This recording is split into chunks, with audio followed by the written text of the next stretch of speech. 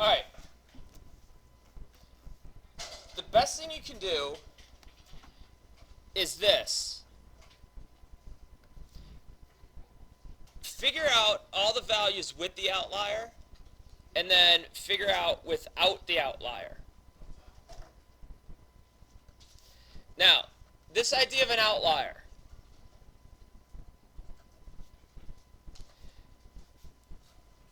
It's a number that is so far away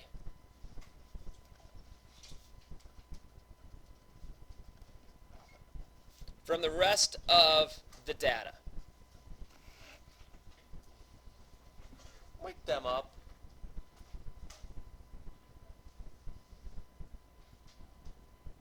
I don't want to give out detentions. I told you guys yesterday. You got to stay awake.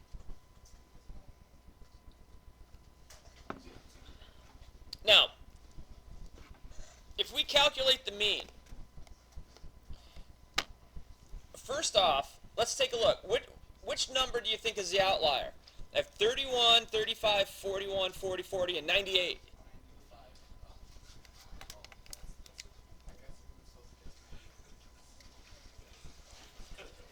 That 98 it's more than double the biggest number there.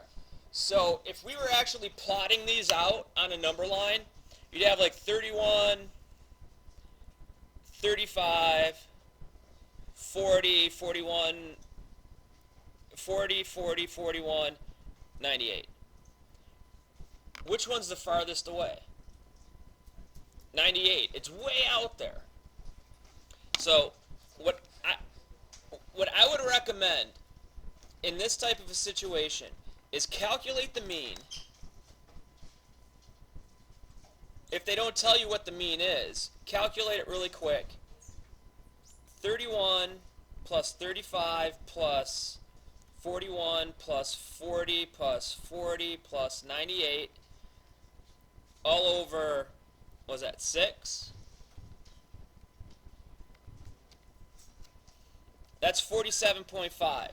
Now, we can go back and we can get rid of the outlier and change that. My new mean without the outlier is 37.4. So an outlier that's bigger than all the other numbers, what did it do to the mean? Did it make it bigger or smaller? Without the outlier, the outlier makes the mean bigger.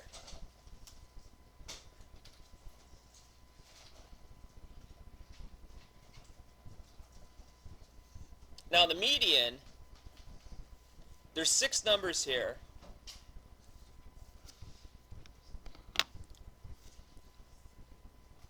Take out these 2, then these 2, and then 40 and 40. So if I have 40 and 40, what's the mean going to be? Or median going to be? 40. Because you take those 2 numbers and average them out. If I got rid of this, now you take out the 41 and the 31, the 35 and that 40, and what's the one in the middle? 40. Did the outlier change it? Alright, there's no change. Now the mode, if I take, with that it's a 40, if I take out the outlier, is that going to change the mode? No. Now the range. 98 minus 31 is 67. The range is actually 67 with the outlier. Without the outlier, it's 41 minus 31, which is 10. Now, I know the ACT problem that they gave you said you got an outlier. What does it affect the most? Did it affect the mean, the average the most? It changed it by about 10, didn't it? Did it change the median? No. Did it change the mode? Look at that range. Did it change the range a lot? Yeah. So it ended up changing the range. Now, if you have only one outlier, it's only going to change the median by moving the median like one number to the left or one number to the right. It's not going to do too much to the median. Outliers have the biggest effect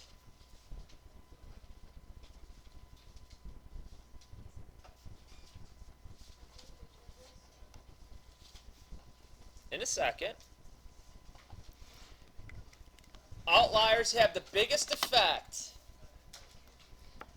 on the mean. So it'll either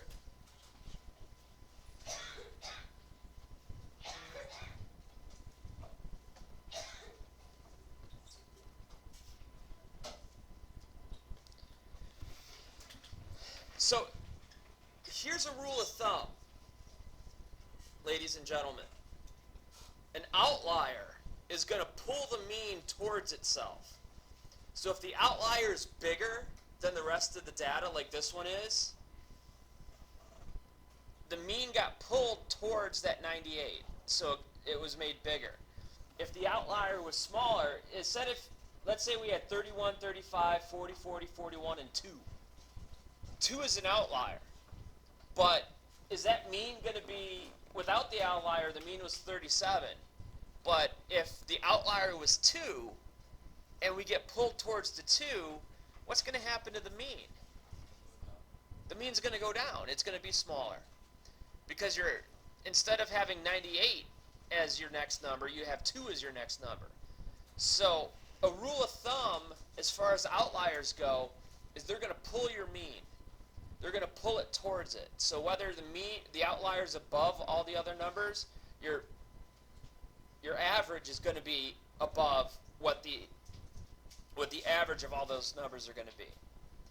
Now, if the outlier is below, it's going to pull the average down. It's going to pull that down a little bit. It's like if you go bowling, and you bowl 150, 140, 135, 160, 145, 150, and a 290. Is that 290 really an indication of how you bowl? That could have been, I got a 299 one time, or 298 one time bowling. I struggle to get over 100 bowling. So my average is somewhere between a 90 and a 100. And I'm just not very good at bowling. I just never bowled enough to be very good at it. But when I went to this one bowling alley, one of the planks was broken. And it was up. And if you hit it right, it put it right into the pocket and you'd get a strike every single time. So I started off the game and I figured out, once I figured it out, I was hitting that every single time and it was getting strike after strike after strike after strike after strike. Now, my average is usually right around 100, maybe 110. That 299, what's that going to do to that? It's going to make it a lot bigger, isn't it? But when it comes right down to it, is that really going to be a true indication of how good a bowler I am? No, it's like a basketball player who scores like 15 or 16 points a game, all of a sudden goes off for 70 points. He's going to change his average, but it's not going to mean that he's now a 20-point per game player. He's still a 15-point per game player. He just happened to have one really, really good night.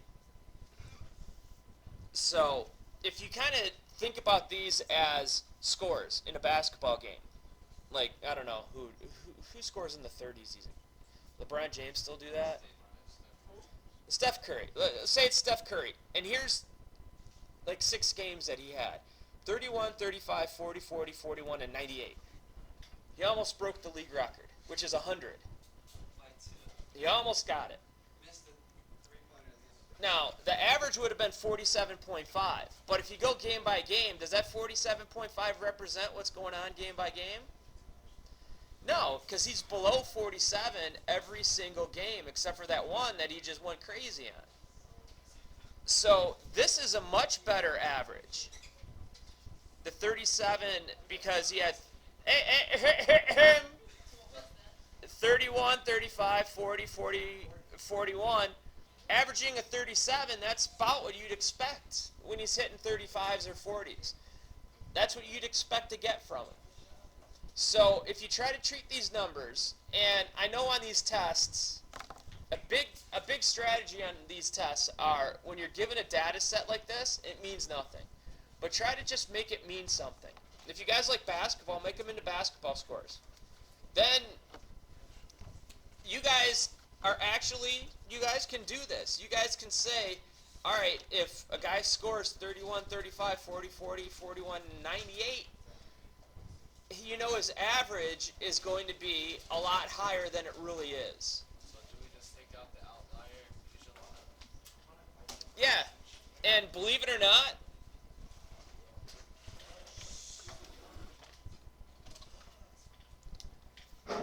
since I have to compete in here, the outlier usually is kicked out of the data set. When push comes to shove, that 98 is ignored because it really doesn't represent the data. If everybody in here, we took a test, everybody got a 62 and one person got 100, I would ignore the 100 and just yell at you for getting a 62.